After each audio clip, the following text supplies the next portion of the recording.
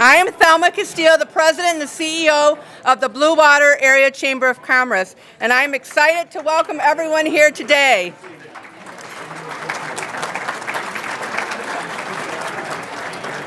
You really should congratulate yourselves. What a great turnout for this State of the County address.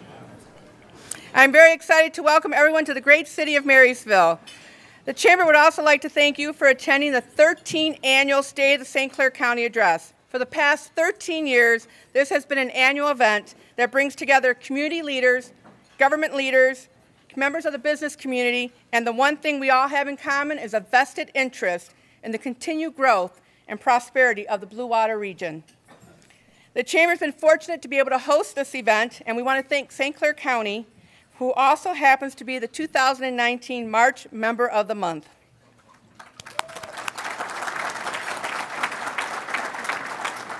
St. Clair County has been a strong supporter of the Chamber, and we continue to appreciate the support given to our organization. Today, you'll be able to hear from our U.S. Senator, our State Senator, Commissioner Chair, County Administrator Controller, and Marysville Mayor regarding all the great things happening in our communities. That does not happen by accident. We all work together to make our region stronger, and that was reflected in the 2018 article in Crain's Detroit Business called A Collaborative Approach to Economic Development Pays Off in St. Clair County. We know if we work together to make our region stronger, our region will shine brighter, and others will want to come visit, start a business, or live here so they too can enjoy all the assets we have in our region. It is my pleasure at this time to introduce Aaron Hewlett, who is the chair of the Blue Water Area Chamber of Commerce.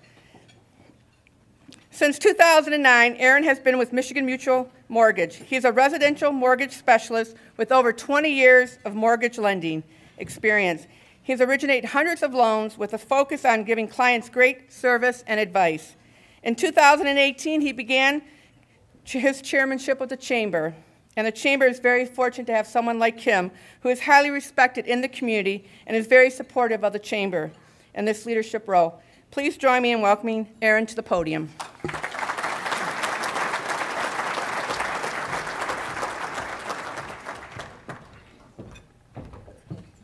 Thank you, Thelma.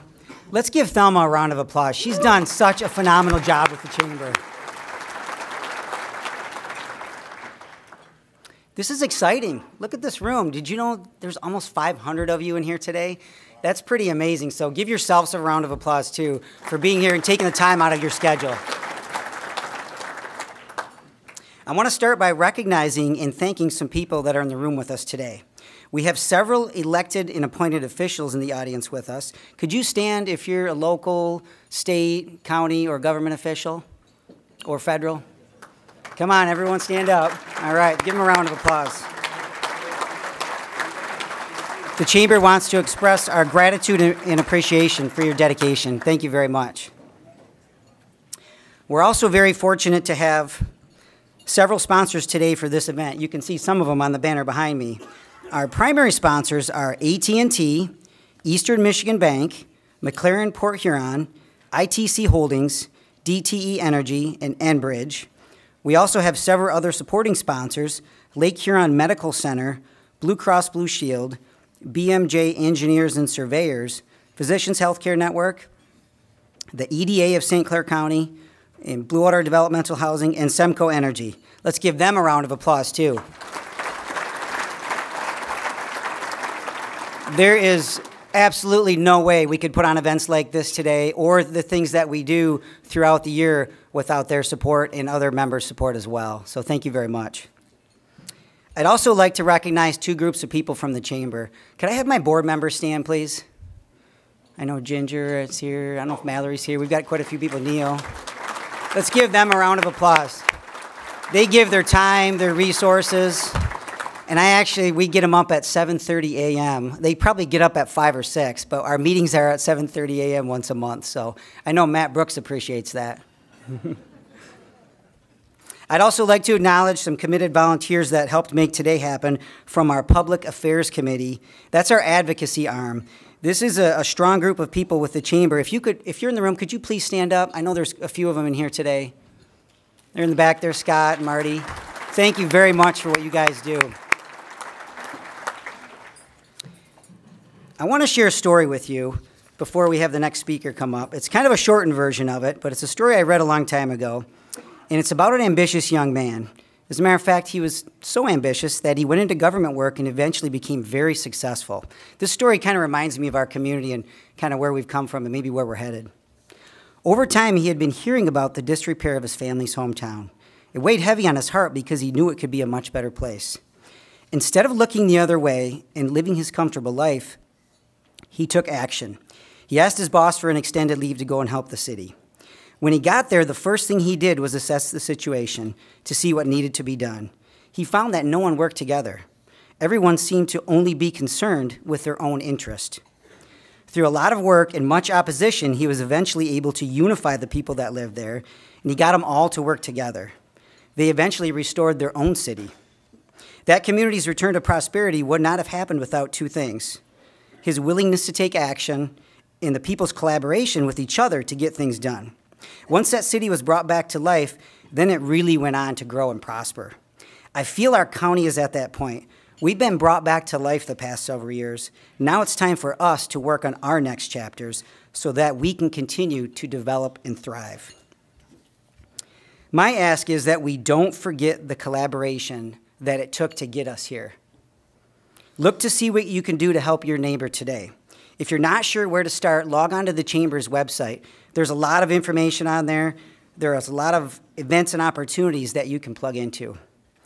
This all kind of reminds me of one of my favorite quotes, and I've said it at a couple of Chamber events this year. It's a quote by the late Jim Rohn, and it's this: "Each of us need all of us, and all of us need each of us." I'll say it one more time. Each of us need all of us, and all of us need each of us. Next, we have Mr. Neil Bishop coming up.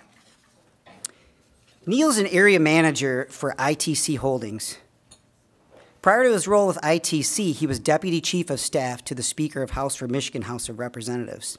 He's currently a trustee for Marlette Community Schools and a board member for the Blue Water Area Chamber. All right. Please welcome Neil to the podium.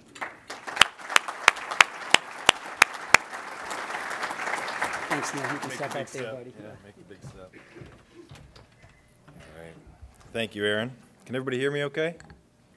All right.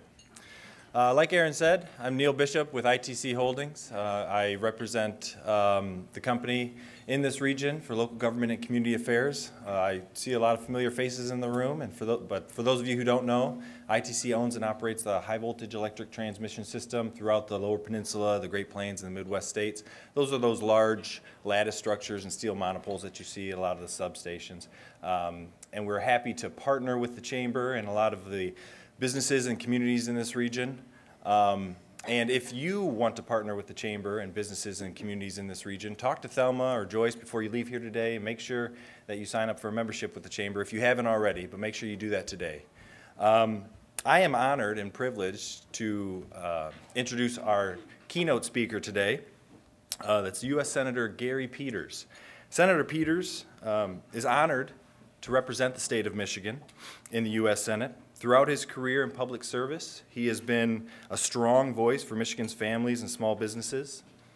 He's currently working in the Capitol well with both parties, and he is a strong independent voice for Michigan, so much so that he was recently named one of the most effective senators by the Nonpartisan Center for Effective Lawmaking, and he was also ranked the 4th most effective senator of the minority party in advancing and enacting legislation in the last Congress.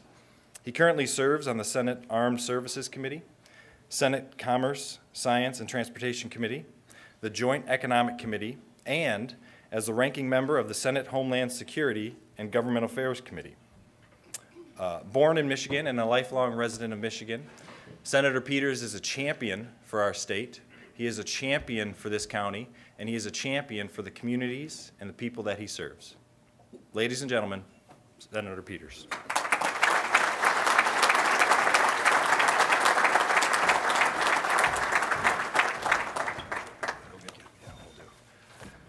Well, thank you, Neil, and good afternoon, everyone. It is wonderful, wonderful to be here at this chamber. You know, I get the privilege of traveling all across the state and have the opportunity to be at a lot of chamber events, but I can honestly say this is one of the biggest chamber events that I've been to. Congratulations, you really know how to pack them in here. This is really amazing. And I know that just doesn't happen. Thelma, thank you for your leadership here. It's about bringing everybody together and organizing this, but it's also a credible sense of community. Whenever I have an opportunity to get into St. Clair County, and recently when we did a bus tour with many of the leaders here as we traveled around to take a look at all the sites from the Inn on Water Street in Marine City. We were at the St. Clair Inn, and congratulations on the work you're doing there. ZF in Marysville, Sperry's Theater, I mean, the list goes on. As I come here today, too, every time there's something new happening. And something new happening, and the energy that we're seeing in the county doesn't just happen as well. And it is about a community coming together, understanding that all these challenges that we face, and we face some significant ones, the only way you can do it is when you come together. And you demonstrate that today by having over 500 people at the chamber coming out to hear from the speakers about what's going on in the county. And you're not here just as passive listeners. You're here like, how can we get engaged? How can we contribute to everything that is happening? And I appreciate that, and I applaud each and every one of you. As I mentioned, I'll say a few things of some of the things I'm working on that I think have direct impact to St. Clair County, and things that we're going to continue to work, and I look forward to working with all of you on these issues as well. As Neil mentioned, I'm the ranking member on Homeland Security and Government Affairs Committee. So we oversee the Department of Homeland Security. It's nothing controversial. It's just border security and immigration. So you don't probably hear a lot about those things.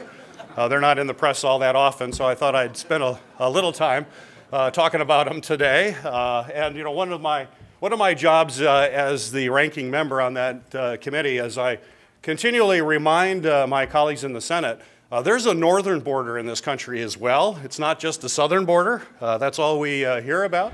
And the southern border is important. I'm not discounting any of that. We've got to make sure that we keep ourselves secure. There isn't anything more important than that, to make sure that we're secure.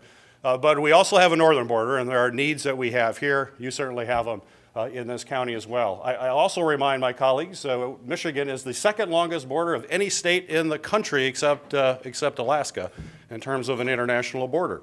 We need to have a focus, and as we're talking about border security and how we manage the very difficult job that the Department of Homeland Security has, I mean, they have two roles, and these two things are difficult to do at the same time. First, keep us safe. Always number one. Keep us safe, keep our borders safe, control the borders, no question about that. But the second is, how do you move people and cargo and trade across the border as efficiently as possible? Especially for us here in Michigan, with the tremendous trade that we do with Canada and how vital that is to our economic well-being. The other thing I remind my colleagues is that if Michigan were a country, we would be the second largest trading partner with Canada. That's how important we are. And we know of border crossing here in Port Huron is central to that. And of the three busiest border crossings in America, 2 of them are in Michigan. Laredo, Texas is number 1, then Detroit, Windsor, and right here in Port Huron, number 3 in terms of the volume of traffic. So we are at the very center of that. And we need to have the resources to invest to do both of those functions. I worked with my Republican colleague, Senator Cornyn, on legislation that we just recently passed to have the Department of Homeland Security do a complete overview of all of the ports of entry, to really get down into the weeds and have a comprehensive analysis, something we haven't really, surprisingly, hadn't done in such a manner in the past, to take a look at what are the threats, what are the opportunities at our ports of entry, where do we need to make more investments, and where do we have to strengthen our abilities to accomplish that mission. That bill is passed. The work is going on now. We should be getting reports here in the next few months. And I think it's important that we do that for a couple reasons. One is that we have to spend taxpayer money as efficiently as possible.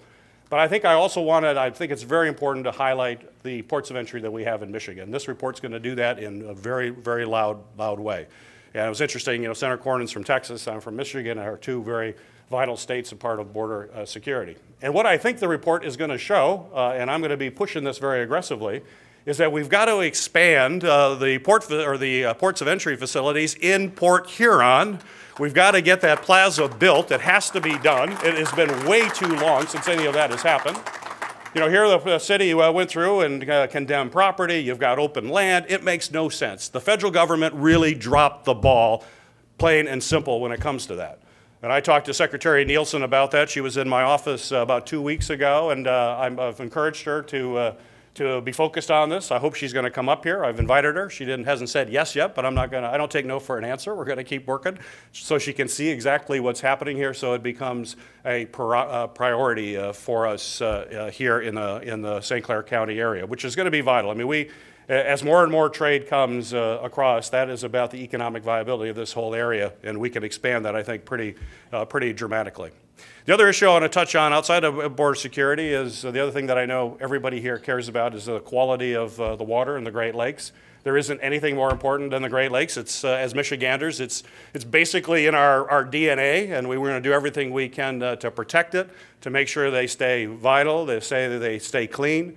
Given the fact that the Great Lakes not only are incredibly valuable for recreation and boating and all the wonderful things that happen on the St. Clair River, it also provides drinking water for 40 million Americans. 40 million Americans.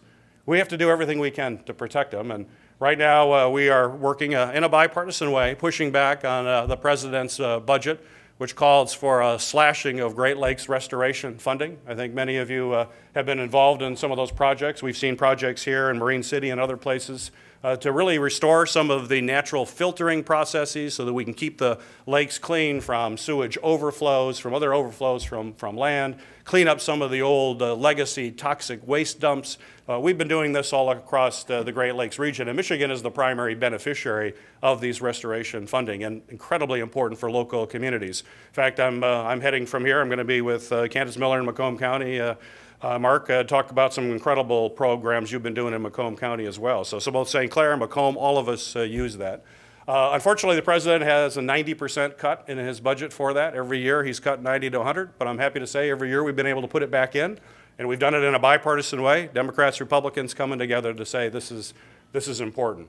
And I think the other thing that is significant about that, and we'll do it again, but it'll take some work, but what's significant about this is that we've been able to see more support around the country. And this, I think, bodes really well for any projects that we're doing and working here in St. Clair County with the Senate broadly. You know, in Congress or in the Senate, you have partisan differences, which you all know very well about. But a lot of times partisan differences aren't there. We come together like we do in the Great Lakes. But then there are regional differences. You know, somebody isn't going to think, why are we spending money in the Great Lakes when we could be doing it in Arizona or Florida or wherever it may be. And we have to convince other senators. I have learned of the 100 senators, 98 of them think their state is more important than Michigan. So I don't know where that comes from. I would think they'd all think Michigan's the most important. But it takes some work in order to do that. But when it comes to Great Lakes restoration funding, when it comes to a variety of other things I've done to protect the Great Lakes, we have gotten nearly unanimous support from folks on both sides across the country. That didn't happen in the past. That is a big change that we're seeing now. Folks realize that the Great Lakes are not just an important asset for Michigan or for the Midwest. They're an important asset for the United States. This is a national asset, and we're entrusted as Michiganders to make sure we keep this incredible asset going forward. The other area I'll touch on that I think has great promise for all of us here in St. Clair County as well as Michigan, and the work that I do on the Commerce Committee deals with the next big thing for the auto industry. In fact, probably as big as when the first car came off of the assembly line, and that's self-driving vehicles and autonomy. And Michigan is uniquely positioned, obviously from the auto industry, to be there for that, but even more importantly, to be the center of advanced manufacturing and technology in all areas. You have a lot of that here in St. Clair County, a lot of auto parts manufacturers. Manufacturing is a big part. The one thing that we do in Michigan better, I believe, than anybody in the country is we know how to make stuff, whether it is automobiles, whether it's military equipment, advanced avionics. We know how to do that, and we got to make sure we keep it. So it's central to the long-term future, the economic future for our state and for St. Clair County and the region, is to make sure Michigan stays as the leader. This is happening a whole lot quicker. You know, people hear about self-driving cars and they're thinking, well, when is that going to happen? That sounds kind of science fiction.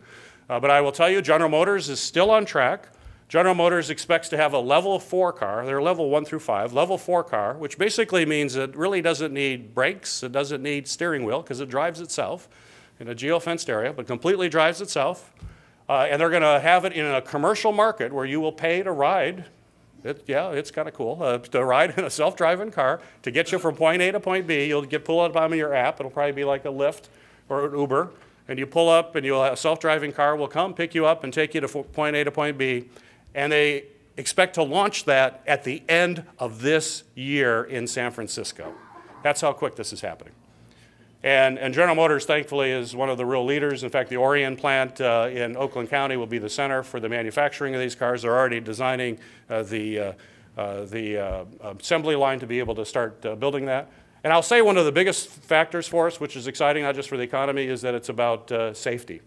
Is that when you think about accidents, auto accidents, 95% of all accidents are the result of human error.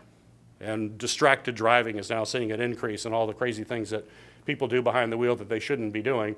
You need something that's focused and can eliminate some of that. And the engineers believe we can eliminate nearly all of those crashes. Not all, there'll still be some, but nearly all of them.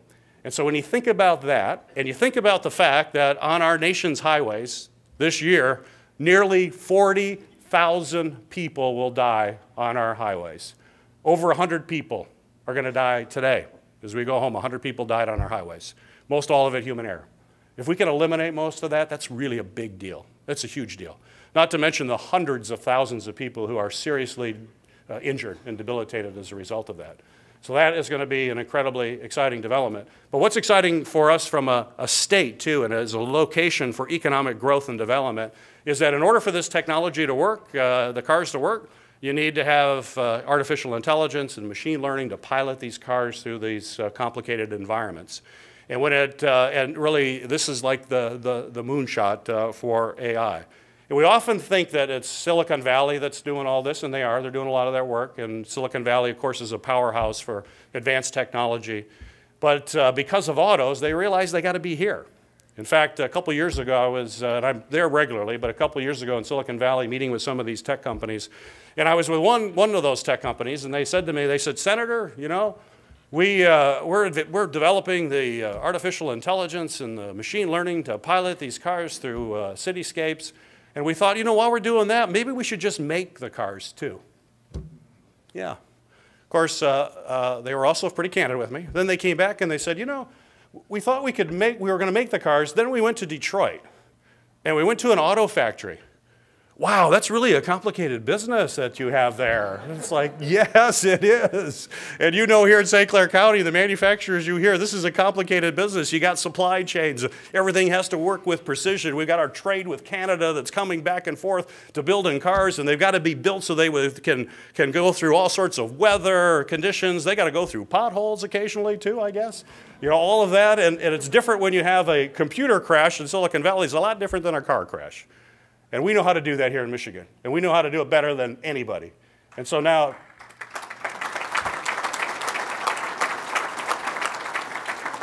now those companies are realizing we got to partner with our auto companies. And we're partnering with them. They do what they do really well, too. But you're seeing those companies now come to Michigan, from Microsoft to NVIDIA to Waymo. We will be the center. And what's exciting to me about this is that we won't just be the center of self-driving cars. We're going to be the center for artificial intelligence, machine learning will be happening here in our great state. And so I'll kind of leave you with a thought of where we're going with that, is that when you think about the last century, it was the auto industry that really powered this incredible economy in this country. It created the American middle class with the assembly line and mass production. A lot of what we have all came through Michigan at the beginning of the last century. And once again, it's going to be the auto industry and all of the incredible work that we do here in this state and the talent we have in this state and the skills that we have in this state that will now be the center of not just this new auto industry, but AI, advanced learning, all of those capabilities. And Michigan will be the center of it. We got to play our cards right. We've got to work, and we got to leverage things like the defense corridor in Macomb County and places here in St. Clair to do it. We've got to make sure we're training our people properly. We got to have career technical training in this state so that everybody doesn't need to go get a 4-year degree. If they want to do it, it's great. If you want to get a 2-year degree, that's great. But there are great middle-class jobs with skills training. We've got to make sure everybody, no matter where they live, no matter who they are, can get the kind of training to be able to seize the opportunities that we're going to be seeing going forward. And Michigan is uniquely placed to do that. And I can't think of a better place for some of that to happen than right here in St. Clair County, because you need people who are understanding that big vision, and they're willing to work together, and they're going to make sure that everybody has those opportunities and can make a difference. People who believe in their community, believe in the future, and that's each and every one of you. It's an honor to be with you here today, and thank you for allowing me to say a few words. Have a great lunch.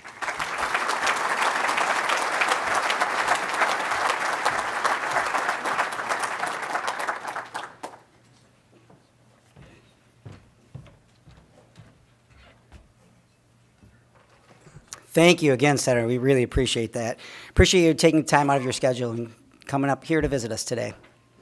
At this time, I'd like to introduce Jeff Bohm. Jeff is the County Commissioner Chair for St. Clair County. Jeff was elected to the commission in 2004 and has actually been the chair since 2011. He currently sits on several other boards, Blue Meets Green Leadership Council and the EDA of St. Clair County. Please join me in welcoming Jeff Bohm.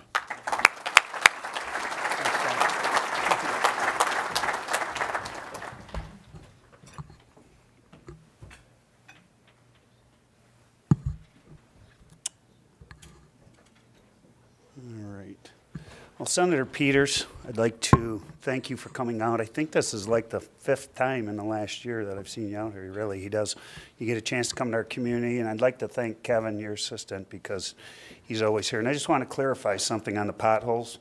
Those are only in Macomb County, and we don't have any here in St. Clair County. So I just need to recognize some of my commissioners that are sitting over here. Thank you for being in your attendance. Today I'm going to talk a little bit about it. Kind of broke it down into 3 things. To the region, to the projects, to people. And I'd like to thank Thelma for helping me. She put this PowerPoint together, so if there's any flaws in it, please blame Thelma. Talk about the region. So recently we had a meeting with the Detroit Regional Prosperity Group. And the 11-county region that they identified that we're now part of, which essentially is 2 hours away from here, there's 5.4 million people that live in that region, okay? And the thing that really struck me with that is that would make us the 23rd largest state in the country. If you look at the numbers there, we're larger than South Carolina, Alabama, and Louisiana. So as we continue to build out this county with, all these great assets, we've got 5.4 million people 2 hours away. I always say, hey, Traverse City, that area is nice. It's 4.5, 5 hours, right? So let's work on tapping that. Where's my, I'm technically challenged, so how do I move this PowerPoint? The arrow. All right, there we go. All right, I got it. So regional partnerships, we talk a lot about this. For those that you don't recognize who that is, I am the younger, good-looking man with a full head of hair on the left, and Mr. Hackle is the elderly gentleman with the receding hairline on the right. And I'll do serious. I talk a lot about this, how important. I got an opportunity to go to the Macomb County State of the County every year and to hear all the great things that are happening in Macomb County. And making no mistake, due to Mark's leadership and his team, JP is here with him, Macomb County is so very important for us. 35% of our people work in Macomb County. I know you hear me talk about that, but that is how important Macomb County is to St. Clair County. So I'd just like to commend you on your leadership and all the great things that you got going on down there. And then we talk a little bit about our recognition. And this doesn't happen by accident. This happens by design, right? We work together. We continue to tell our story. That's the front page of Cranes in 2016, 2017, 2018.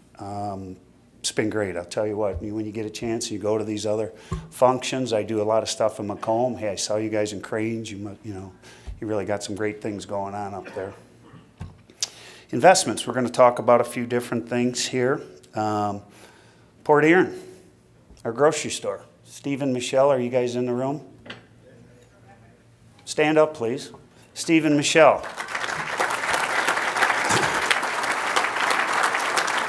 Pretty interesting story. Moved here in 2012 from Alaska. You heard the winters were a little bit better down here, right? And they've had some investments in some local restaurants. They are currently doing the grocery store and just have fell in love with this community and want to invest. As you always said, you're spending your grandchildren's inheritance, your kids' inheritance here. And I'm going to actually digress here for 1 second. I want my folks from Marine City, if you're in the room, to stand up, please. I saw Laura, saw the mayor earlier. Okay. Here's something that happened. We are thrilled to inform you that your application for the longest popcorn string has been successful, and you are now in the Guinness World Records title holder. Marine City. Very cool. DTE. Can't tell you how excited we were to get this. $1 billion investment in our county. DTE represents 11.5% of our entire SEV. So to say that we're not thrilled, Ron, Chris, thank you for your continued investments. Got a little housekeeping detail again before I get in this next slide. There's some handouts on your table. We'd handed these out. We had a forum last night, talk about the old middle school development, and really this has St. Clair Inn, middle school, some other things. And I'm extremely technically challenged, but if I'm not mistaken, if you want continued updates, you type the number on your phone, correct me if I'm wrong, 484848, text Blue Water, and I'll get you on the list for continued updates on all these particular projects. So here is a couple different slides. We've got the St. Clair Inn. As you all know, I'm a St. Clair kid, so arguably the project that excites me more than anything is the redevelopment of the St. Clair Inn. And I'd like to thank my city council members. I saw them from St. Clair here in the room to continue to work together to help move these investments. It's so important. Along with the folks from City of Port here, and we've got the Harrington Inn project, and I've got the architect Vince Cataldo is with us today, who's spearheading these projects. Vince did the Inn on the Water Street, the Cadillac House, St. Clair Inn, and Harrington. And I have one other thing. Is Mayor Damon available by chance?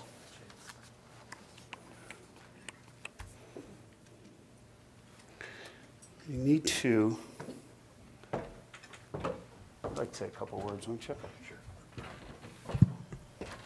Good morning. Welcome. This is an announcement that has been 96 years in the making.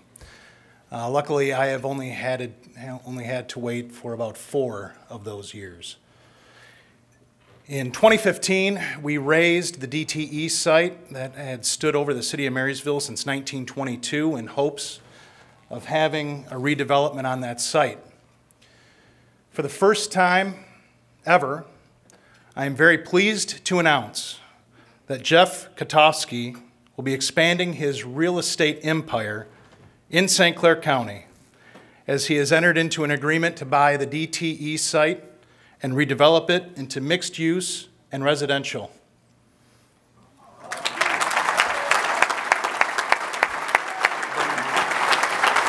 Jeff.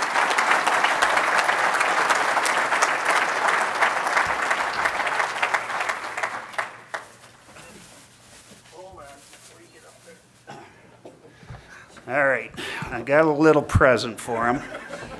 So when you go to the State of the County in Macomb, I can guarantee you I've never seen Hackle give a bottle of booze away. This happens to be Jeff's favorite stuff here. So on behalf of St. Clair County and the city of Marysville, there's your McCown. My liver hates you.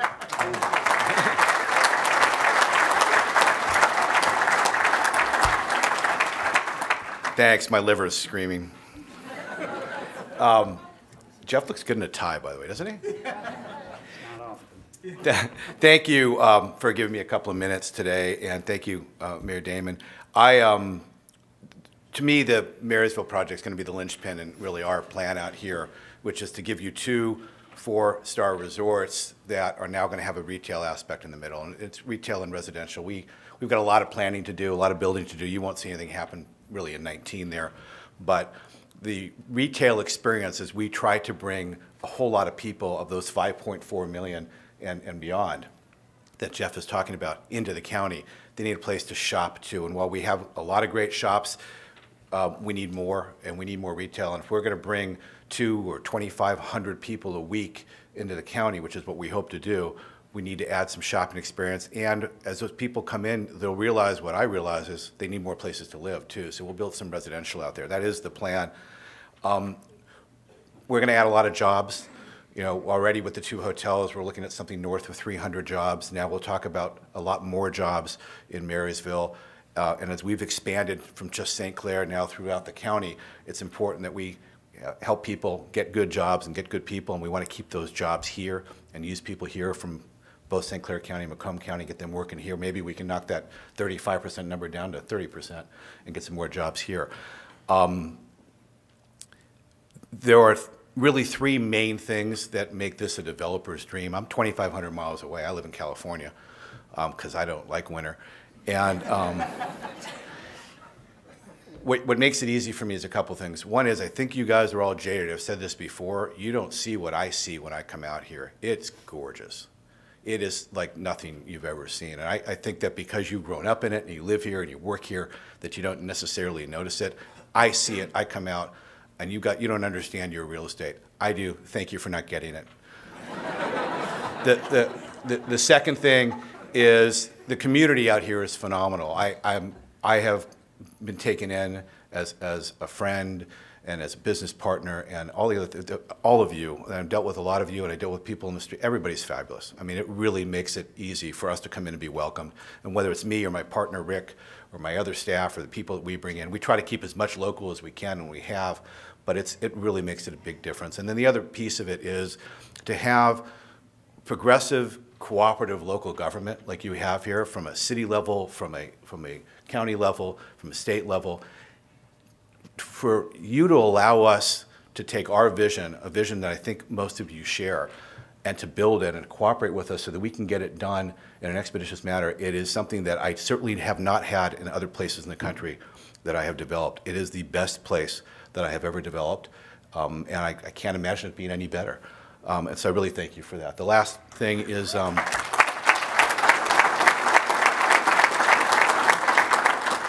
we are, as we get busier, it is getting harder for me to do events. I did one last night in St. Clair, and I love doing them because I can answer questions. But the information is coming out too fast. And so that's why when Jeff mentioned, if you can grab your smartphones, and when you text 484848, you text the word Blue Water all run together, it gives you a prompt, and that will get you to the informational site. You can check on what you want to know about. If you only want to know about what we're doing at the St. Clair, you can actually do that. But we're going to announce the jobs through there and how we're updating all the projects. It's a way for us to get information to you almost instantaneously, and I hope that you take advantage of that. And thank you for giving me a couple of minutes up here. Appreciate it.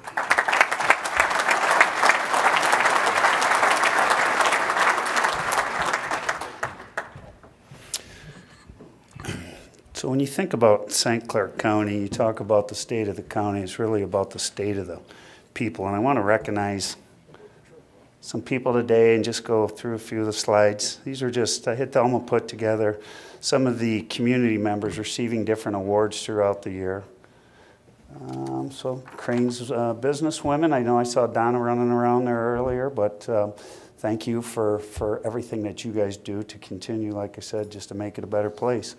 The Alumni of the Year, and Randy Fernandez is on vacation. He did want to be here, and sends his regards. The Blue Water Woman of the Year. I think if you look closely, I think Carrie Hepting was a recipient of that in one year. We've got the Blue Water Area Chamber Eddie Award, Scotty Beeden. Scotty, are you in the room?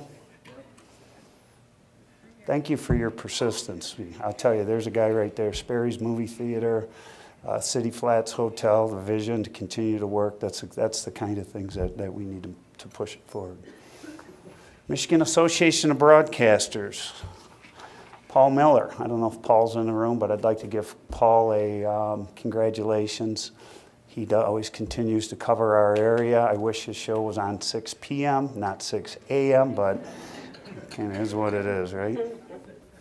And some of just our everyday heroes right there. I saw Sheriff Donlin. I saw a few of these others in attendance here, which is people that get up, go to work, do their thing. There again, the state of our county is the state of the individuals. And yes, it kills me too. Oh, what happened there? Chamber Outstanding Award. James, I'm not sure what that award is. Perhaps most beers drank in a Lions game Thanksgiving. I always got a poke shot at him. Once again, thank you. Just for everybody really coming together, and it's truly the collaboration to make it happen. We got a lot of great things going on here. And with that being said, I'm going to turn it over to Carrie Hepting because I can dream all these great things up. They're not all good ideas, but Carrie ultimately has got to execute them, and we're very fortunate to have her as our administrator. So with that, come on up, Carrie.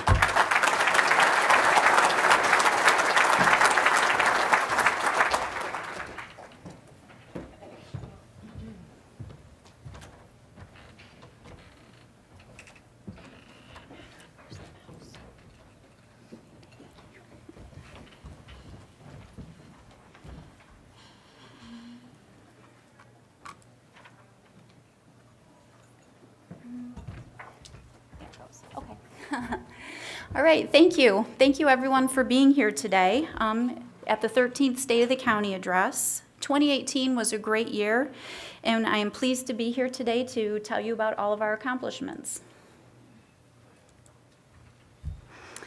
By far, one of the most important functions that a government does is to be good stewards of your tax dollars. Anyone that's worked with me for any length of time knows that I take that pretty seriously. All spending is carefully scrutinized to ensure that it meets the goals of the community and the Board of Commissioners. It's important our resources are allocated to ensure we meet citizen needs. Here's a breakdown of our 2019 budget. The allocation among categories remains consistent from prior years. More than half of our revenue is derived from property taxes, and public safety continues to receive the largest portion of our spending. Over 70% of our general fund budget is actually spent on services that are mandated by law or state constitution. The remaining budget, while those services are not mandated, they are essential for county operations. The county's budget is showing slow but steady growth. In 2019, our budget grew just slightly over 2% from 2018, and our property tax values continue to climb. Unfortunately, due to Proposal A, our revenue grows at a rate that is much slower and not reflective of our expanding economy. This chart illustrates the effect of the rapid decline, and while Proposal A limits our growth. Based on our future trends, we will not be back to our 2008 tax levels until the year 2022. Since taxes make up 54% of our revenue, it is a challenge to keep up with the greater demand for service that comes with an expanding economy when your revenue growth is limited. However, the county believes in living within its means. For that reason, we have remained fiscally sound. Our reserves have grown during times when many governments have chose to deplete theirs. As our annual budgets grow, our policy is to grow and maintain reserves within best practices of 15 to 20% of our annual budget. The Board of Commissioners also made significant improvements towards reducing our unfunded liabilities. They implemented a 3-year strategy of plan design changes along with increases to county contributions, and this resulted in a 50% reduction in our unfunded liability to retirement health care and increasing our funding level to 54%. Our pension fund continues to grow and is currently funded at 93% based on our most recent actuarial valuation. Statistics from the state of Michigan show that the average funding level for post-retirement benefits is only 32% and 75% for pension systems. So as you can see, our plans are much better positioned than many of our peers.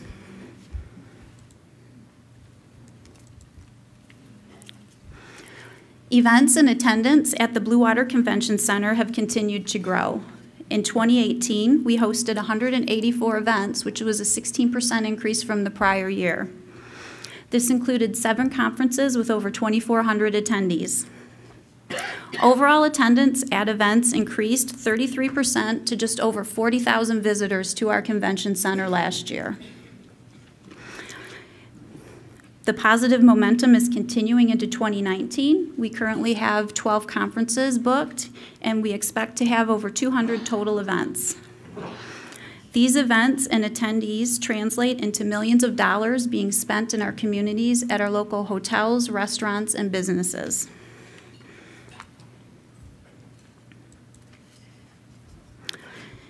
Here are some key economic indicators that demonstrate our progress.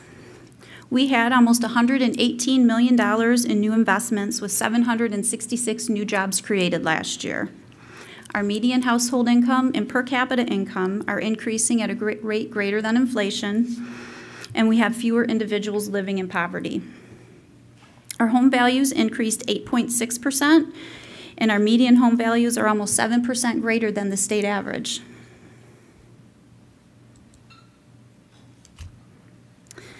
Hotels bring important investments to communities. In addition to creating jobs, they are a cornerstone for economic activity. They provide increased tax revenue, capital investment, and tourism-related development and promotion. We have several developments underway currently. The restoration of the St. Clair Inn has been nothing short of amazing to watch.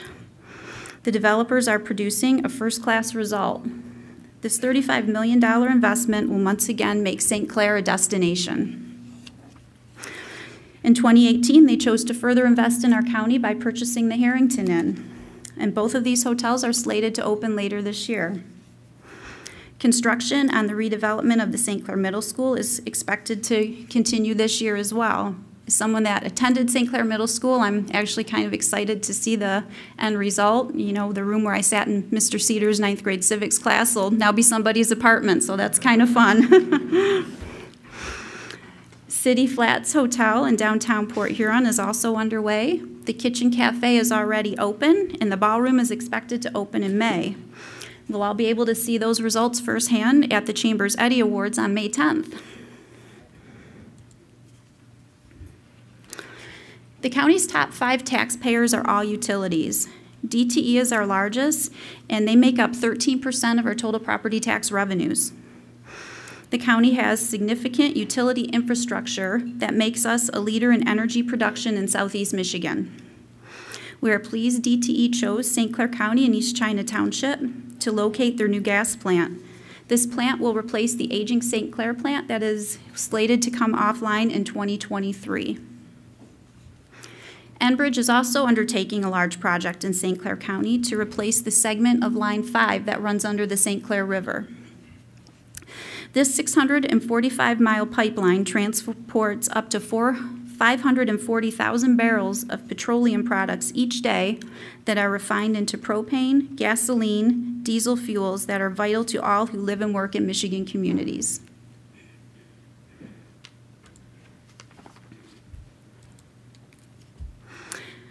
While we've seen a lot of growth and success, we still have areas of concern. The Health Department, along with numerous community stakeholders, has been evaluating the results of the Community Health Needs Assessment that was completed in 2017. Through multiple community meetings and input sessions, priorities have been identified and input sessions have been made and action plans are underway. One key priority that comes as no surprise is substance abuse. Last year, we spoke about the efforts being made to address addiction in our county. The St. Clair County Prescription Drug Abuse Work Group meets monthly to identify, treat, and reduce prescription drug misuse. This group is focused on education, prevention, and treatment for those struggling with addiction. In 2018, they hosted 10 events and 22 community and school presentations. They have also partnered with the recovery community to produce several videos highlighting local people in recovery. Our drug task force also remains busy reducing the amount of drugs and dealers on our streets. Our increased millage has allowed them to double their efforts. The results of their efforts for 2018 are shown on the screen. Our Sheriff's Department also, along with other community agencies, provide drug take-back locations and events to allow residents to properly dispose of unwanted or unused medications. The County Intervention Center has had a residential substance abuse treatment program since 2006. This is a 90-day intensive program that addresses substance abuse along with the criminal behavior. A recent addition to this program has been the addition of Vivitrol to the participants prior to release. We have partnered with Sacred Heart to provide the lab work, medical evaluation, and case management. This program promotes recovery, reduces recidivism, and helps with a smooth transition back into the community. The County Health Department has distributed over 1,800 naloxone kits since 2016. They have also trained 2,600 individuals in the proper use. Expanding awareness and availability of this medication is a key part of the public health response to the opioid epidemic. Research shows that when medication and overdose education are available to community members, overdose deaths decrease in these communities.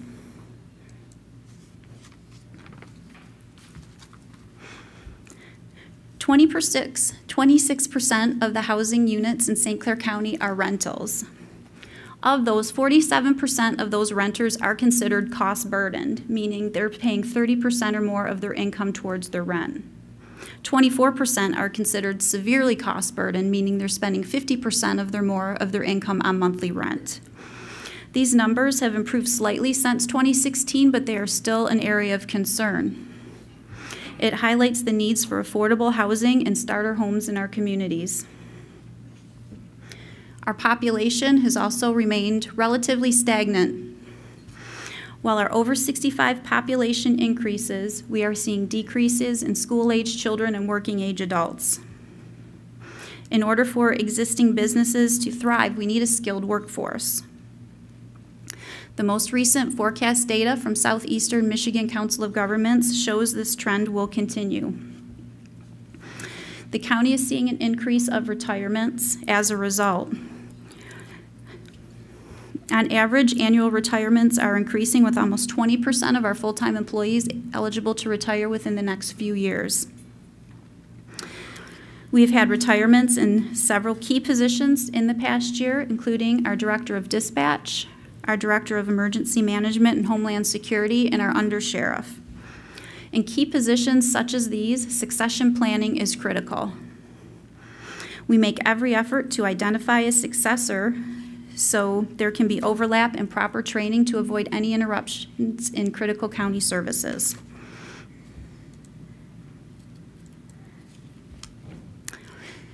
In order to attract young families to our area and to promote tourism, we need to continue to promote and expand our recreational offerings. Convenient access to culture, entertainment, and recreation is critical. A high value is placed on outdoor recreation. Studies have shown that the development of trails lead to increased property values along the trails in the trail system. St. Clair County and the Community Foundation, along with numerous community partners, are in the process of developing an updated strategic plan that will identify the existing gaps in the county trail network. An economic impact analysis of our region's trail system is currently underway, and the county is doing a full evaluation of our existing trail system to assess the long-term maintenance needs. Together, these three initiatives will provide a detailed blueprint to go after funding from federal, state, and philanthropic organizations. The ultimate goal is to complete the Bridge to Bay Trail, the Wadhams to Avoca Trail, and tie in to the Macomb Orchard Trail, which will connect us to the larger Great Lake to Lake Trail, which begins in South Haven and it ends in Port Huron at the Fort Gratiot Light Station. In addition to our land trails, St. Clair County boasts over 150 miles of mapped water trails, containing 17 routes on 10 different bodies of water. There are over 50 public water access points, and these include 8 universally accessible kayak launches.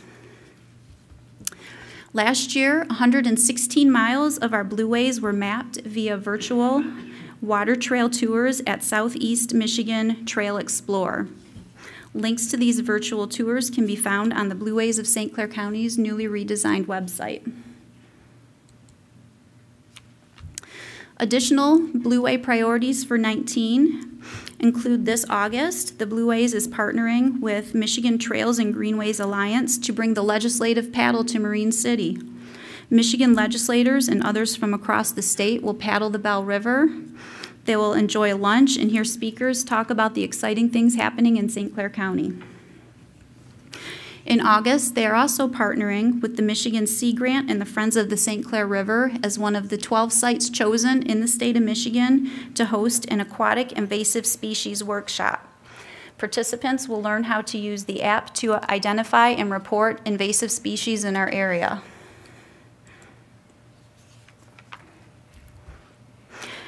Our departments were very busy in 2018, implementing many new initiatives. There it is. You'll see some of them listed on the screen here, but I would like to highlight a few. If you're not familiar with our Teen Health Center, it is located on the campus of Port Huron High School. They provide low cost and high quality health care. This year, they did an expansion to include mental health services. They provided almost 1,200 healthcare visits and 553 mental health visits. They also provided a LEADS program, which stands for Linking Education and Awareness of Depression and Suicide, at no cost to over 1,000 high school students.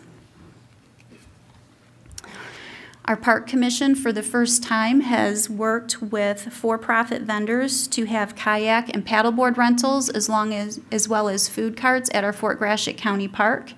This was very popular and successful, and we are currently evaluating new proposals to expand this into the other county parks. MSU Extension partnered with St. Clair County Community College for the annual Explore Your Career event. This annual event gives attendees the opportunity to tour facilities, conduct hands-on career-focused activities, and speak directly with highly experienced faculty members from both institutions. And just last evening, the Board of Commissioners approved a new partnership with Port Huron Area Schools and our Sheriff's Department for a school resource officer to help keep our middle school students remain safe.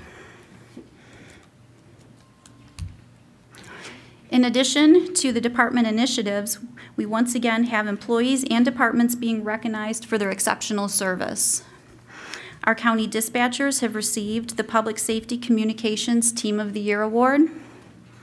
Our agricultural education program through MSU Extension at the 4-H Fair was a Governor's Award nominee.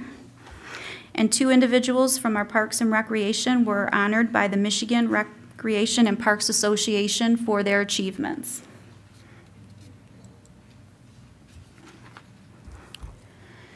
County employees take pride in providing the best service to our residents, but their commitment to the community goes beyond normal business hours. Our employees spend countless hours volunteering and raising money to improve the lives of others. When we attempted to quantify what our employees do, the response was overwhelming. While this list on the screen is nowhere inclusive of the efforts, it demonstrates how our employees spend their time outside of work. It's clear that our employees understand and embrace the true meaning of public service.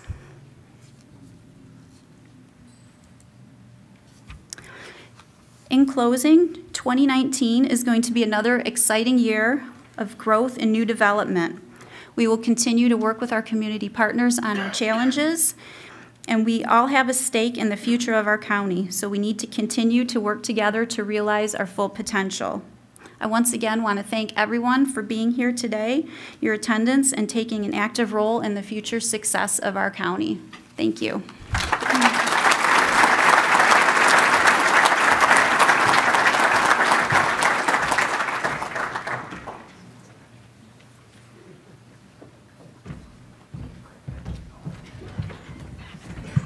Thank you, Carrie. Thanks, Paul. I was wondering about that.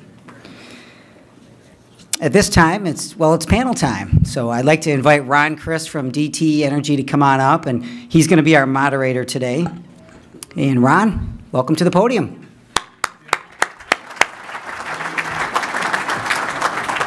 Thank you. Can our panelists please come on up as well?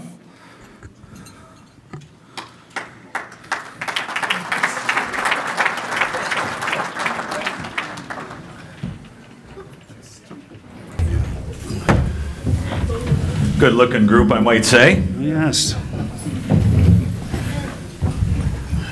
All right, good afternoon, everyone. Again, my name is Ron Chris with DTE Energy. We've been doing this for a few years now, so I think many of us in the room are anticipating a great discussion amongst all of us today. How exciting of an event is this? We have a U.S. Senator, a state senator, a mayor, the chair of the county commissioners. This is a great event. Congratulations, Thelma. Way to pull this together. My guests will introduce themselves in a moment. Hello, Mark. Hello, JP. How are you guys? Good. St. Clair County got a U.S. senator at their state of the county. Just saying. And we give liquor away. Yeah. Saying they're stepping up their game. I just got to tell you a quick story. Thelma sent me an email a few months ago about this event, starting to lock down the dates and all that stuff. And she told me that she already had commitments from State Senator Dan Lowers and County Commissioner Jeff Bohm, and they're going to, probably have to change things up a little bit. I'm going, well, that's good, but I'm losing my guys, Freed and Fernandez. I mean, when I needed some time, I could ask them a question, and those guys could run 5 minutes a question and 5 minutes an answer. It kind of helps, so I don't have to come up with all these questions. And then she told me the third candidate was Mayor Dan Damon. And I just went, all right, we're good.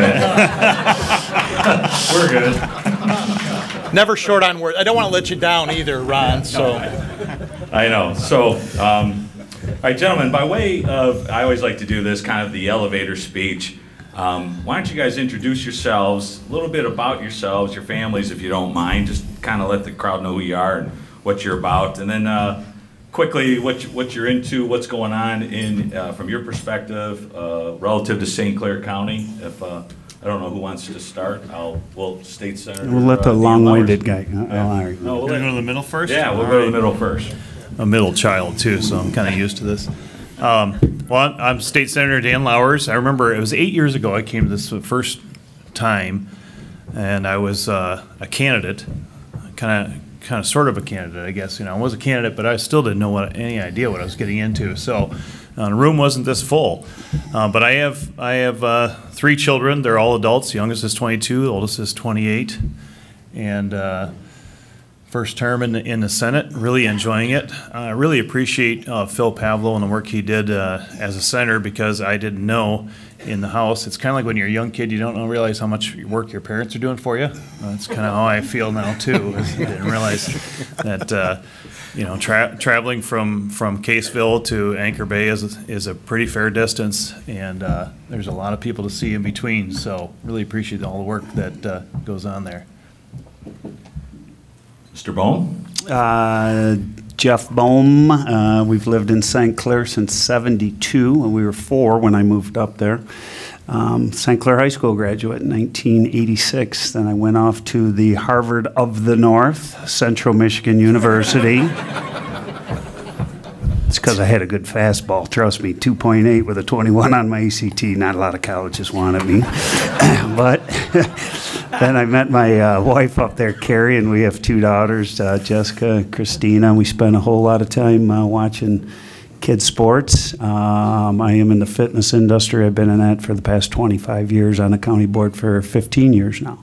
And just really, I know it's been said multiple times, but collaboration, everybody working together, and it wasn't always that way. Like I said, 15 years ago, the communities would work 3 times harder to not work together, but it really takes everybody making it happen. You see that just by the investments. I think, Jeff Kotowski will echo that. There's a reason he's investing here. There's opportunity, but there's also, everybody working together to move it and make it a better place. So. Mayor. Is it afternoon yet? Yeah, it is afternoon. Good afternoon. My name is Dan Damon. I am the mayor of Marysville. I'm also a St. Clair grad, 1994 St. Clair High School grad. I live in Marysville, obviously, and I own a business in Port Huron, so you can say that I'm all in St. Clair County. I've got 2 children, the eldest of which is also attending the Harvard of, did you say the Midwest? Harvard of the North. Harvard of the North, Central Michigan University, and I've got a junior in high school right now. My wife is a principal in the Yale Public School District, and I think that I got involved I'm going to call it city politics for lack of a better term, when I just saw that there was a need. I had heard some rumblings about what may or may not be happening with our public safety department. I saw a need that I thought needed to be filled. I thought that I brought the tools to that job to fill that need. I ran for council in 2011, and once I got on council, I saw a greater need because I saw from the inside. I thought that Marysville was not living up to its full potential. So I am serving my 3rd term and final term as mayor of the city of Marysville, and my term will be ending here in November of 2019. Congratulations. Congratulations. Thanks, guys. So let's get to it. So, Mr. Mayor, I want you to know that I had quite a star-studded, bright light event plan for the announcement of the sale. And you got it. Yeah. Just a small comment about that. The mayor and I, we first came in contact with each other back in 2012 as we started to work through the whole Marysville power plan and all things relative to that, from knocking it down to hopefully this great development that's going to be coming our way shortly. And there was a lot of mutual respect that I gained, and I think the mayor has as well, and we have a great friendship. And we had a couple of tough conversations, but we got through them well, and I consider him a good friend, so I appreciate that, and I'm sorry to see you leave your office of mayor. It's been a pleasure. But Mayor, is there anything else you want to add to the announcement today? A little bit of anything else regarding the Marysville site? Well, so I made the announcement quickly because Bohm told me I had 30 seconds to make the announcement, which I kind of equate to telling my wife we need to be somewhere at 5:30 if we really need to be there at 6 type of issue. So when it comes to a little bit more of an expansive explanation, it's this. Since 2015, since we raised that building, I have considered the DTE site to be the economic linchpin, not only for the city of Marysville, but really for the Blue Water area. In the first conception that I had for the rebuilding of that site after the raising, it really was a mixed-use destination. It was a shopping promenade. It was maybe a hotel, it was some residential living, but it was really a place for gathering. It was a place where people could come and be a part of something. And when Jeff and I had a conversation just this past week, and, I've kind of been sitting on this for about a week, and it's been really tough because I wanted to make the announcement in a forum that gave it the credit that I think it deserves, and what better forum than the state of the county, because this really is an endeavor of regional importance. It's not just the city, but it is a regional matter. And so when Jeff and I spoke on Monday, and he shared with me what his vision for that property was, it fit hand in glove with what I had hoped and our city council had hoped and what our city administration had hoped the developer would do. The second part of that equation, I think, is that Jeff and his team bring the wherewithal to the table to actually do the project the right way. You know, my concern was that you might get a developer from out of town that comes in and buys it and sits on it for 5 years and does nothing with it. And I stressed the importance of that not happening with Jeff, and he assured me that that is not anything that he has in the plan. So seeing what he's been able to do with the St. Clair Inn, seeing what he's been able to do with the Harrington Inn, taking a look at the wherewithal that he has to get the projects done. I'm talking the mental wherewithal as part of that. I don't think that we could have a better partner in the redevelopment of the DTE site that we now all feel is so important, not only to the city but to the region. And you did promise one of the roads to be named after me, so I'll be looking for that. It's actually the garbage alley where all the restaurants are going to empty out stray cats right in that area. Got to start somewhere. So what a great article. Early February, Cranes Detroit. Once again, I think this is the 4th year they did a beautiful spread on all the greatness going on in St. Clair County. You know, the almost 40 million into the Inn, Harrington Hotel, as Jeff shared with us a little earlier. Senator, that's got to make you feel pretty good from a state perspective. Like to share your thoughts or comments on all of this? Absolutely. You know, years ago, I think it was when things just started kicking off in Marine City with the Snug Theater and then the Riverbank, and there was some conversation going on, and I said, you know, my wife and I like to go over to Stratford, Ontario once a year and enjoy the theater and all that. And I said, you know, when we have the theater up in Lexington and you know, then we saw the activity in Port Huron. I said, you know, I remember having some conversations with people about, you know, you can almost see it coming here, St. Clair County, and even you know, Sanilac County, you know, start to even expand it throughout the thumb, that along the coast, you know, we could see something develop here that's similar to that, where we become a destination for people to come and spend their time, spend a weekend, spend a week traveling up and down the coast, enjoying the different places to stay, to eat, and go to the live theater. It's beginning to happen. And then, you know, in your presentation, Jeff, we're not even talking about all the Canadians that enjoy coming over here as well. There's a whole nother big chunk of population right across the water, and we really do have something unique here, and it's really been great to see the collaboration of the area.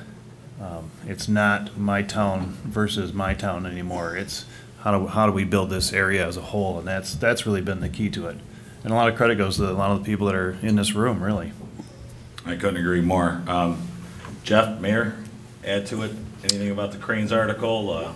I just want to start, Randy Fernandez isn't here, but I'd like to give him a lot of credit because we were literally at our Blue Meets Green meeting, and Randy had said that there was 120 people just recently attended that, and Randy had said we finally got all the issues cleared up with the DTE site, and it was like 2 days before that, Jeff's partner, Rick Barreca, was sitting in that Blue Meets Green meeting. Of course, he whispered to Randy, I want to buy it, and then Randy, boom, boom, boom, hey, you're going to get it, come on. That's my best Randy Fernandez invitation, right? Chicken with his head cut off, so we end up meeting later that night for dinner and had an offer a day or two later on the table. That's Randy's persistency right there. You know that better than Randy. Absolutely. No so question. Big kudos to Randy. I just wanted to say that. And our Blue Meets Green, we had 120 people show up to be part of our regional planning. Everybody from, you know, we keep the politics out of the room because, as you well know, that just ends up in an argument. You can watch enough TV to get your blood pressure up over that, but we really sit down and prioritize, and just great stuff. Keep it going. I served through the worst economic downturn ever, you know, so, you know, that was tough. Mayor, anything? Just to kind of capture what they're saying, it's the synergy, right? It's the synergy of the people. I think I've probably said 50 times or more in the last maybe 6 months, you know, the landscape of St. Clair County has not changed, right? The river has always been where the river is. The grass has been green, the fields have been plowed, but what's changed is the landscape of the people. And when you have people with the mindset that that raising tide is going to raise all ships, it changes the atmosphere. The progress that we've seen in St. Clair County isn't a result of something from a geographical perspective. It's something from an ideology perspective, and that ideology is being bought into by the public and the private conglomerates alike, and I think that that needs to be recognized. It's been said probably 5 different ways, but if it wasn't for the people, we wouldn't be where we are. Well said. All right, Senator, by informal poll, let's see if we can do this. We all know, we've heard enough about it, I think. There's probably more to learn. Everyone in the room, if you'd like, I'd like to see, by show of hands, who's in favor of the proposed gas tax that's being talked about? Who's in favor? Okay. Who's against?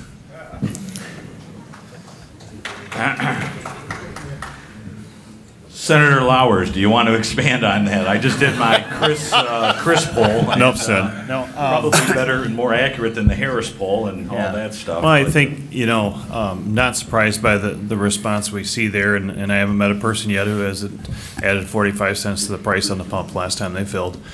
Not something that people are you know, looking to do, and there's been a lot of talk about, you know, the need for extra revenue in the government. Carrie spoke to it, you know, the slow recovery of government revenues, and that's understood and it's appreciated. I think as a society we appreciate how well especially our locals have done, and even in the state, how we've turned that corner from living beyond our means to living within our means, paying down our debt, brings security, and it brings people to the area, just like in the county here.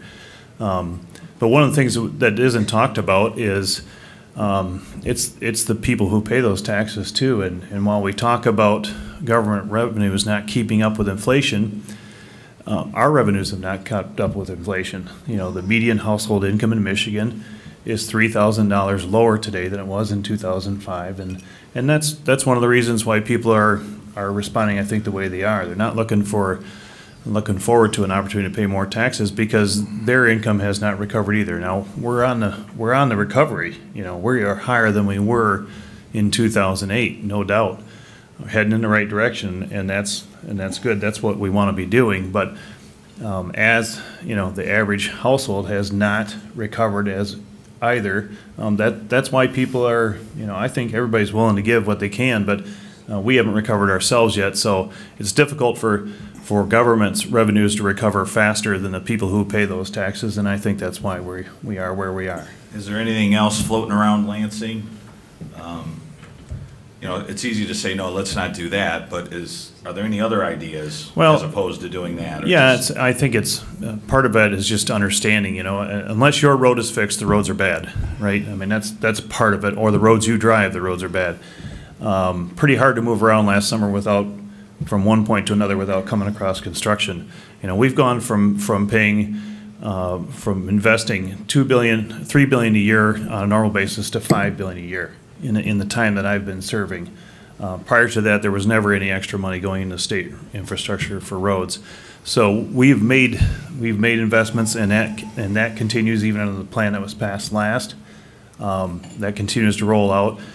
We're starting to bump up against a point where contractors are kind of taking on all they can take on, and so I'm hoping that we will continue on the path we are and continue fixing as fast as we can and continue looking for those better ways to do things. You know, we've got the chairman of the House Appropriations and former chair of the Transportation Budget sitting in the office here from the Blue Water area, from St. Clair County, and so we've got people in this room that are right on top of the situation.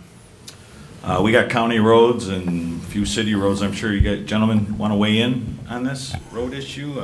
Is it more state, federal type? Truthfully, it's the best. When I get the phone call, the best thing that I can do is say, there's 3 county road commissioners. Here's their cell phone numbers. Give them a call.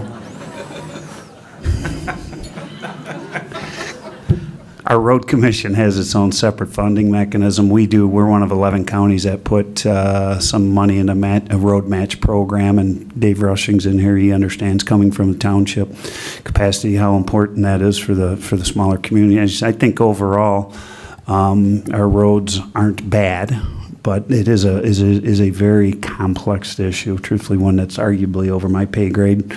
But the road commission is somewhat. Tim Ward, he's our new road commissioner. He's got all the answers. I should probably defer that question to Tim. And I've got a cell phone number, 434-6380. Mayor, any comments from the? Yeah, you know, so roads and pensions from the city perspective, they're the two biggest focuses we have. Every budget session that I've been involved in since I first got on council in 2011 has involved the discussion of roads and pensions, right? So when we take a look at roads, we're seeing our residents in the grocery stores, and we're seeing our residents at the football games, and we're seeing the people who live on those roads that they have a direct access to us, right? What concerns me about, you know, the gas tax or the proposal or anything that may come out of Lansing is will it actually filter down to the local municipalities? Will it filter down to local government? We get our Act 51 money, we take a look in our budgets of our local roads and our major roads, and we try to figure out how to best spend those dollars. But, you know, one of the concerns I have is, you know, I don't really think that the 45-cent gas tax will pass. But even in the event that it were to, or something of a similar nature, are the local municipalities, townships, are we going to see any of that to assist us in our failing infrastructure? And I don't think we do. I think that that's really focused on bridges and interstates and the big dollar items, not, you know, 4th Street in Marysville. Okay, Senator, another one floating around up there in Lansing, I know, auto insurance reform. Right. I know your counterparts down in the city probably are pushing hard for that. I'm not sure where is that at in Lansing? Sure. Any insight? Well, as vice chair of the Insurance and Banking Committee, this is front and center for me right now, and we've been going through a process with the high turnover in the legislature. There's a necessary educational process that has to go on to get kind of everybody on the same page of understanding. You know, rather than be distracted about exactly how, I guess I would speak to the widespread agreement that we need to lower the cost of auto insurance. And if you stay at the high level and ask yourself, why is it? And we've been doing that in committee. It's pretty clear for just a couple of reasons. Number one being that because of the way the laws are written, and there's no, and when I look at these things, I don't see animus or ill will on the people that are participating in the process now. Some people can read it that way, but you know, the legislature wrote that law back in the early 70s, and people are applying the law as written. They're operating within the law, but the problem is the law is written in a way that says whatever's needed. It's unlimited. And whenever you have an unlimited finance source, think about offering that to your children or something.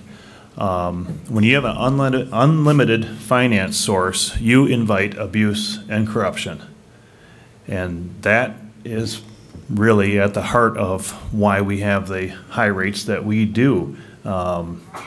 Abuse is, you know, a relative term, and what one person calls abuse, another person might say is extremely reasonable, but we lack checks in that system, and it's unlimited, and so therefore we have tremendously high expenses, and people are in broad spread agreement that something has to be done about it. And I really think that the legislator is at that point where we're going to get something done about it and bring the high cost of auto insurance down. I think we'll still come out with Michigan having probably the most generous or the best auto insurance available out there in the country as we do now. But I think it's at some level, we're going to take some of that unlimited nature out of it just to try and put a cap on the invitation to abuse and if you will, steal from the system. long nights on that issue. I can only imagine. You think something in 19, or it's going to take a while? Just No, for I the think education? I think in 19. I think we'll see it this year. There's if you look at when I talk to the constituency out there, I mean, the one thing that legislators can do that would have the greatest impact on everybody's income is to lower the high cost of auto insurance. As a father of 3 and 7 vehicles, I'm all in for it. Yeah, my kid turns 16 tomorrow, so get it straight you want quick. it done would soon, ya? yeah. Is there anyone here from Secretary of State? Make sure to stay on top of the phone residents. So I want to be respectful of everyone's time. I have a few other things I'd like to ask, but I just want to offer the mayor. Mayor, do you have any comments before we kind of close this thing out? I know this is your last stay here, so. Oh, you mean in general or about auto insurance? No, not about auto insurance. We'll just in general about Yeah. your tenure in city council. And You mayor. know, you know what? Thank you. Thank you very much for giving me the opportunity to say that. And, you know, you made some comments at the beginning of this about how we met. And I too value our friendship. It was... You remember he was screaming at us on the phone? I was sitting in that room and he was going nuts. It wasn't screaming. Yes, you were. and look how far we've come, right? I Look remember. how far we've come. You kept saying, I can't hear you, I can't hear you, so I'm just talking loud, yeah. talking loud. Now We're you're- going to rezone that. What? See, I thought you just kept telling Fletcher to hang up. I don't remember what the rest of that was.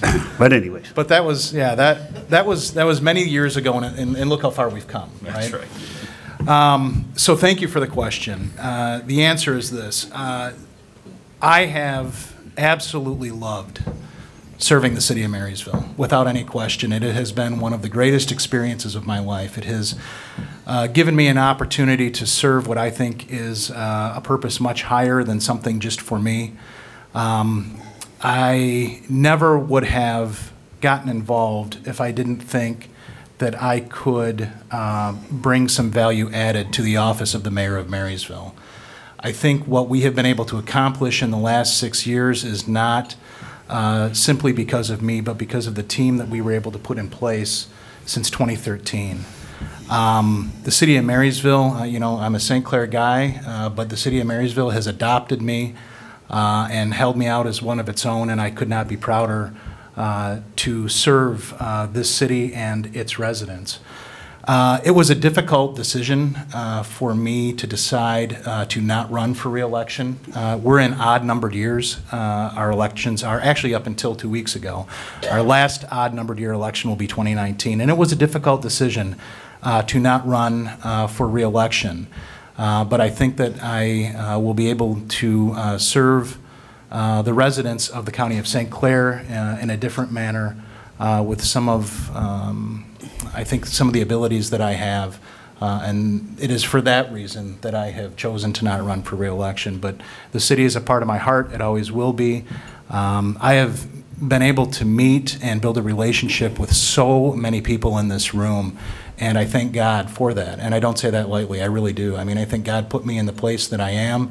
I am very thankful for His intervention in my life, and I'm thankful for being able to meet and work with so very many of you. And, you know, this turnout is a testament to what makes St. Clair County special. And I'm just proud to be a part of that as well. So thank you for the question. Thank you, Mayor. So he put out a little teaser in there, if you caught it, a little teaser for next year maybe, eh, Mayor? You never can tell. All right, so we always like to close with a little bit of fun here. Quick answers to a couple of easy questions. Daylight savings time. Do we keep bouncing back and forth? Do we fix it at the daylight savings time schedule, or do we just keep it at Eastern Standard Time? What's your thoughts? Just, yeah, huge issue right now. Going to me first on that? Yeah, that's over my pay grade. I'm afraid if we fixed it, we wouldn't be able to talk about it anymore. Everybody loves to talk about that. Yeah. It's, you know, it really doesn't matter to me. I just assume leave it alone.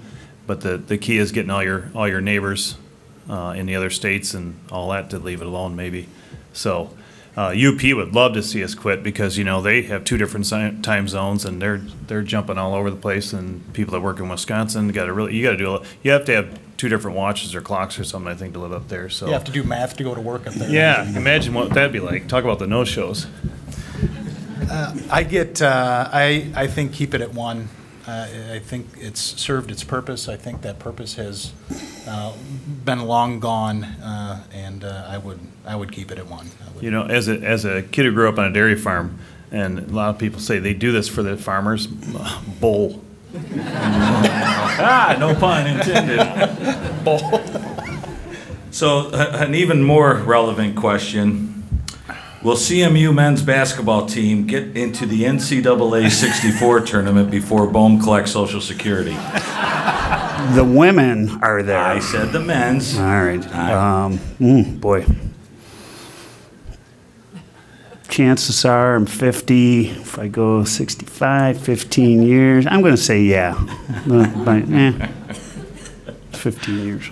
How about higher winning percentage, Lions or Tigers this year? I'm sticking with green right now. Go green. I'm going to say the Lions. Tigers are lousy. I'll go Lions. Okay. Yeah, I think we've got a better chance there.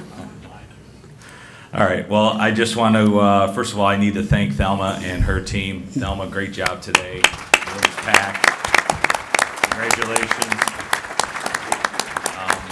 I would like to thank the panel up here and all of our speakers today. Great job. I hope we provided some good information. Thanks, guys. And most of all, I'd like to thank all of you in the audience today. It's been a great day, and everyone in here should be proud for all that they do for this county. Thank you very much.